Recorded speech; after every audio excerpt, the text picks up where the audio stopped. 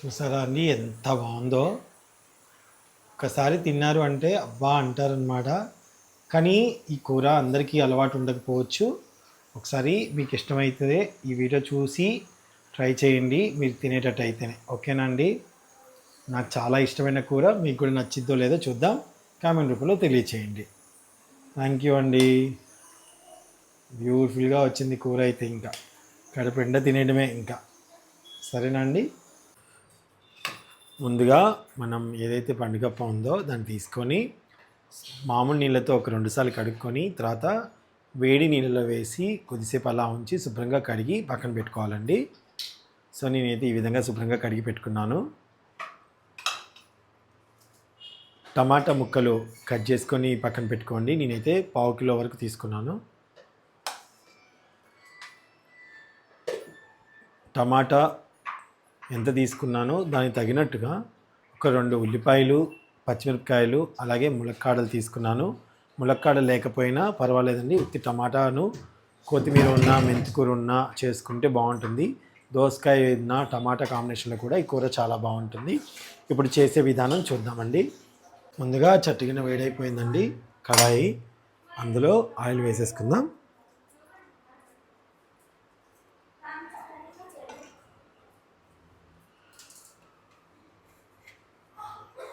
Oil మీరు తినేంత రుచికి తగ్గట్టుగా వేసేసుకోండి.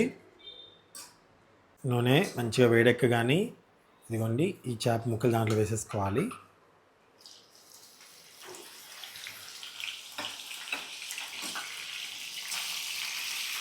మంచిగా ఎర్రగా వేపుకోవాలండి.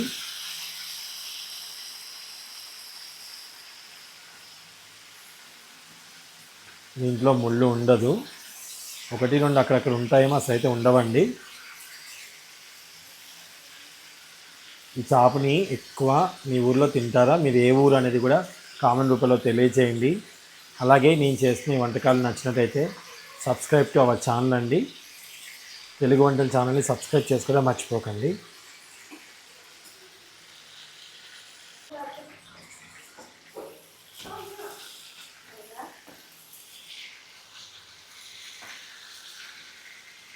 ఎండి చేపలు వండేటప్పుడు చుట్టూ బాగా స్మెల్ వస్తుందని పాప చాలామంది వండరండి, కానీ చాలామందికి ఇష్టం ఉంటుంది కానీ వండరు. ఇదిగోండి చేప ముక్కలన్నీ వేగిపోయాయి కదా, మనం వీటిని తీసేసుకుందాం.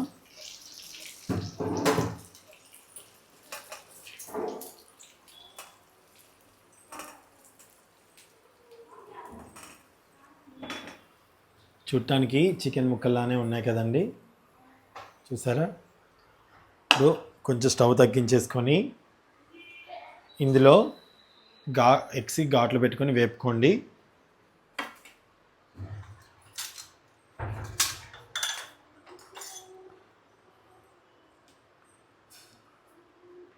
ఎగ్స్కి ఘాట్లు పెట్టుకొని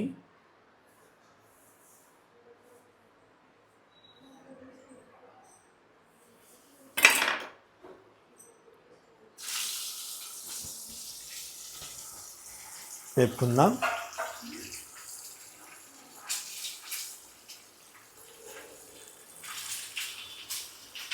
స్టవ్ తగ్గించుకోండి మంట.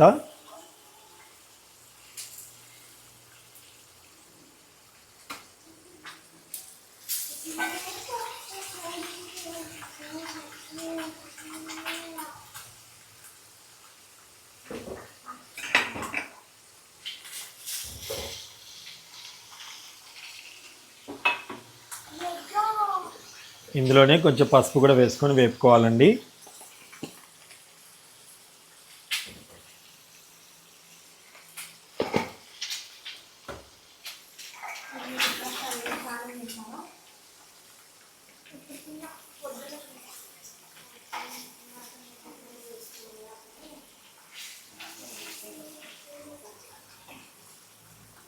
ఎగ్గుని ఇలా వేపితే కొంతమందికి ఇష్టం ఉండదండి.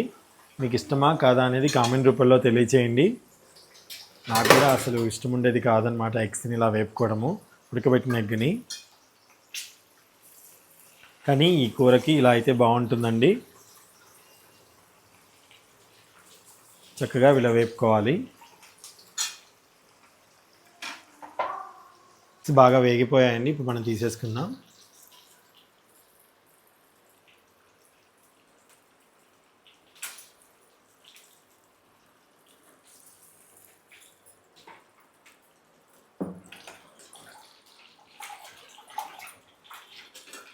మంట తగ్గించుకొని పెట్టుకోండి. ఇప్పుడు ఇందులో కొన్ని ఆవాలు,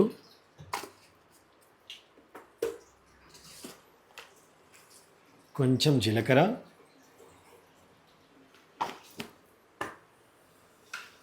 కరివేపాకు,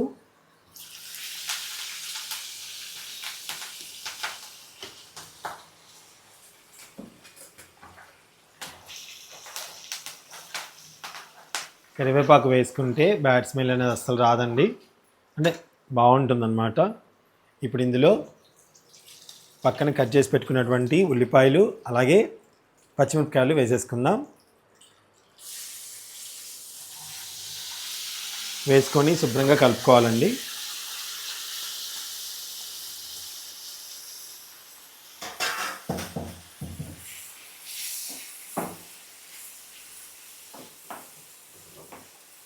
ఇప్పుడు ఈ ఉల్లిగడ్డలు బాగా వేగిపోయేంత వరకు చక్కగా వేపుకోవాలన్నమాట.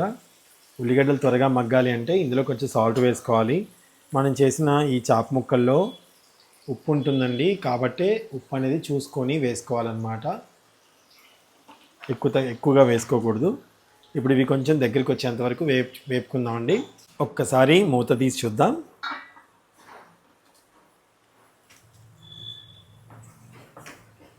మంచిగా వేగాలండి. వేగితేనే కూరలో తినేటప్పుడు మనకి ఉల్లిగడ్డలు కసకస తగలకుండా ఉంటాయన్నమాట. కొందరు వంట చేస్తే ఉల్లిగడ్డలు అసలు మగ్గవండి, మగ్గకుండా ఒకలాగా కనిపిస్తూ ఉంటాయన్నమాట. సపరేట్గా కనిపిస్తూ ఉంటాయి. బాగా మగ్గితే కూరలో కలిసిపోతాయి అన్నమాట. ఇంకొక 1 మినిట్ మగ్గనిద్దాము సన్నటి మంట మీద.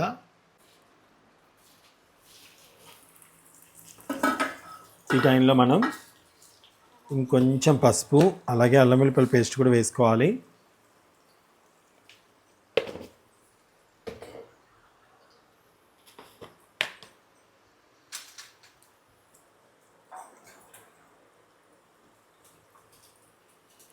½ టేబుల్ స్పూన్ అల్లం వెల్లుల్లి పేస్ట్ మనం కలుపుకుందామండి.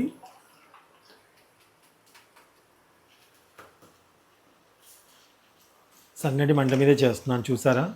పెద్ద మంట పెట్టుకోవట్లేదు, ఎందుకంటే ఆయిల్ బాగా కాగి ఉంటుంది కదా. స్టార్టింగ్ చేపలు వేపుకున్నాము, ఎగ్గుని వేపుకున్నాము, కాబట్టి హై ఫ్లేమ్ మీద పెడితే కూర అంతా ఘాటు వాసన వచ్చేస్తుంది. అలా చేయకూడదు, అందుకని సన్నటి మంట మీద వేపుకోండి. అప్పుడే కూర చాలా మంచి రుచిగా వస్తుంది అన్నమాట.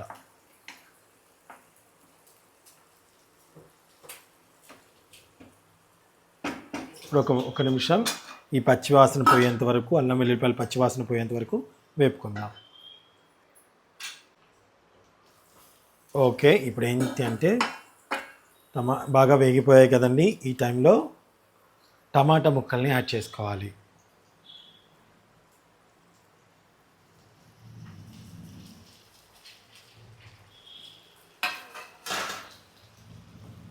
టమాటా ముక్కలు వేసుకొని కలుపుకోవాలి.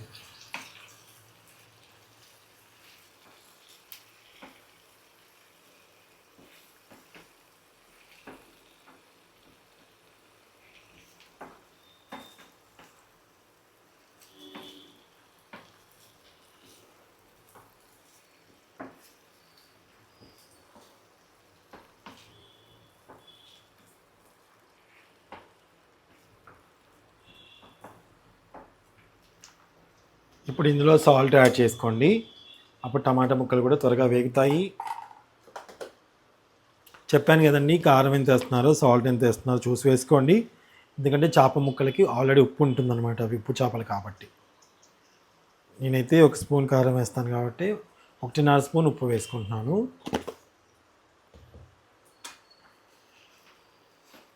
ఒకసారి కలుపుకొని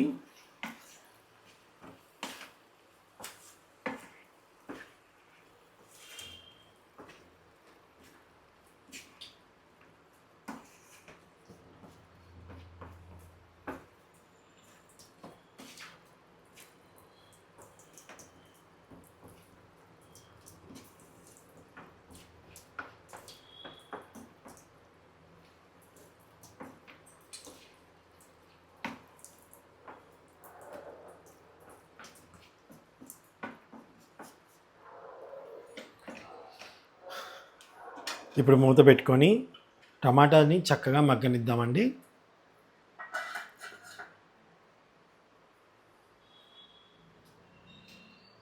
ఒక్కసారి టమాటా చూద్దామండి.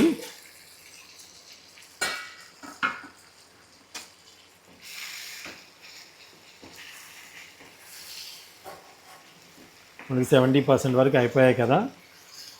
ఈ టైంలో ములక్కాడలు వేసేసుకుందాం. అలాగే ఉప్పు వేసుకున్నాం కదా, కారం కూడా దీంట్లో వేసేసుకుందాం.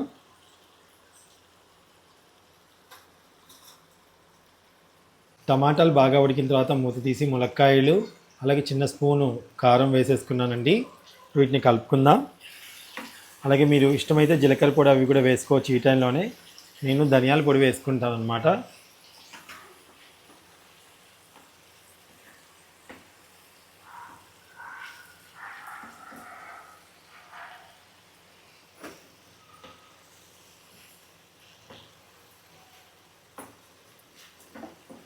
కారము వేసిన తర్వాత ఇంట్లో ఇప్పుడు మనం చేయాల్సింది ఏంటంటే చింతపులుసు గుజ్జండి, అంటే చింతపండు రసం వేసుకుంటే చాలా బాగుంటుంది. పులుపు వద్దనుకుంటే కొన్ని వాటర్ వేసుకోవచ్చు అంతే.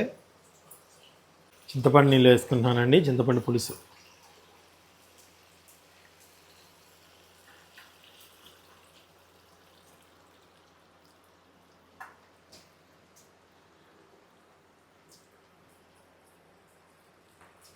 వేసుకొని ఒకసారి కలుపుకుందాం.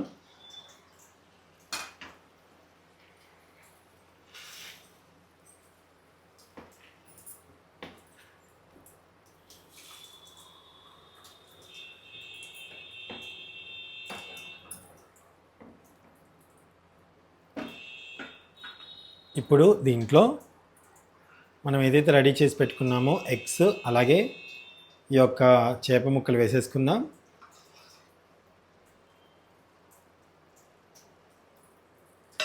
అలాగే ధనియాల పొడి కూడా యాడ్ చేసుకుందాం.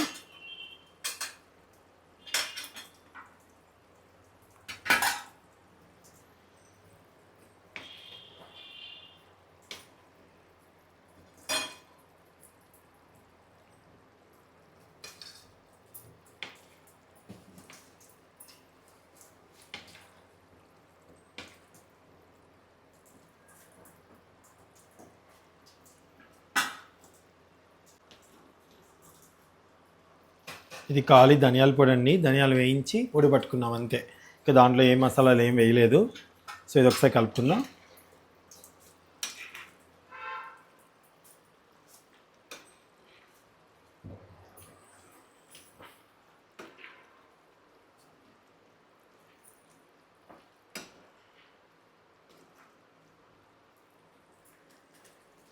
చూసారా, కలుపుకొని మూత పెట్టేసుకొని నూనె పైకి తేలేంత వరకు దీన్ని చక్కగా ఉడికించుకుందామండి. ఒక్కసారి చూసేద్దాం. చూసారా, నూనె పైకి తేలిపోయిందనమాట. చాలా బాగా అయిందండి. దీని మీద కొత్తిమీర యాడ్ చేసేసుకొని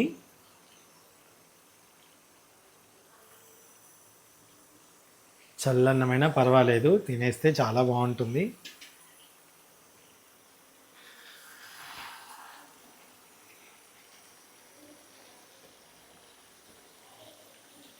సో మీరు ఎప్పుడైనా ఇలా ట్రై చేశారా అనేది నాకు కామెంట్ రూపంలో తెలియచేయండి.